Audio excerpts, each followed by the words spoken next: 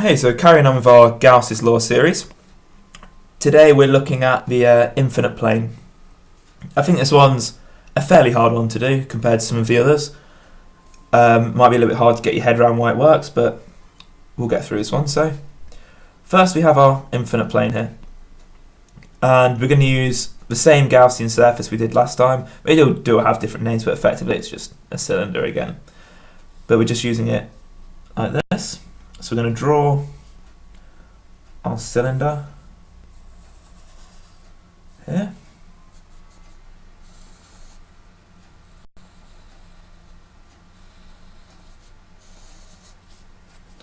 And coming out of the bottom. So it's going all the way through our plane. And that's our Gaussian surface just there. We're also going to say that this area here, this A here, is equal to this area here and this area here. So we can say that all that's the same, and we can be using sigma in this case, which is our charge per unit area.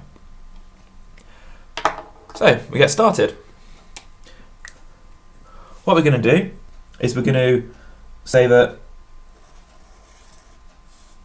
we have our integral here, which is our E by dA. Again, just assume there's vectors on the E's and the A's when there's the dot product, but again I won't be drawing all of them on just to save a bit of time. And we have our E1, and we have by our dA. Now our dA is this one and this one here. So plus our E2 by dA again, and finally plus our E3 by dA, and this is our different area, which is our area coming out, like in all these directions. So into the page, out of the page, sphere, side of the cylinder. Now if we just examine this one here first, this integral, we noticed from our last video that if our electric field's going up and down from our plane, and this surface is always going to be perpendicular all the way around, that means our cosine of theta is going to be equal to cosine of 90, which is equal to 0.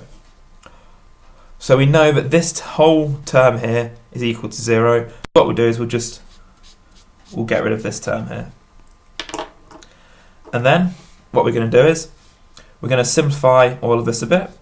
So to get rid of our dot product and our vectors, we're going to use the cosines of our angle. And in both cases, we have a cosine of 0, which is just equal to 1. So in both cases, we just have two integrals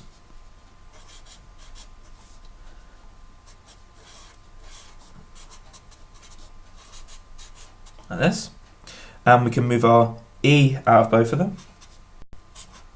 We have E1, E2, and if we then decide that we can take our integrals of dA, which is both going to be A, and we can simplify this to be E1 plus E2 A. Okay, so that's nice and easy to start out with. And then we're going to look at this and we're going to say, well, this is symmetrical. So our electric field in both cases is going to be exactly the same. So then this can be simplified once more to be equal to 2, with E being the same, A. So we've got to this point now, and now we're going to use, I'm going to say this is equal to our Q enclosed over epsilon naught.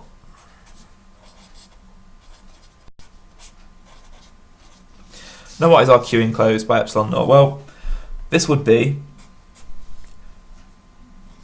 sigma by our area all over epsilon naught. Our charge per unit area by the area which we've selected. So now we can simplify this a bit, and we have 2EA is equal to sigma A over epsilon naught.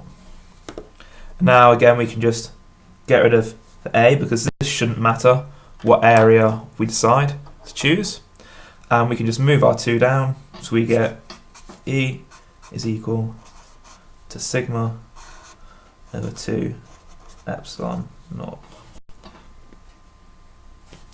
And that's our answer. So now we're going to go and we're just going to graph this one quickly.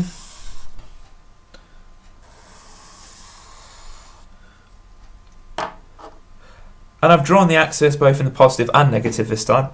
So if we look, we do actually have going to the negative. I'll choose 2 points, here and here. And what we're going to do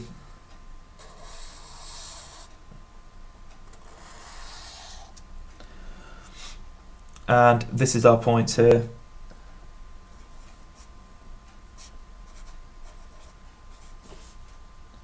And this is our... There we are. And that's our graph of our electric field.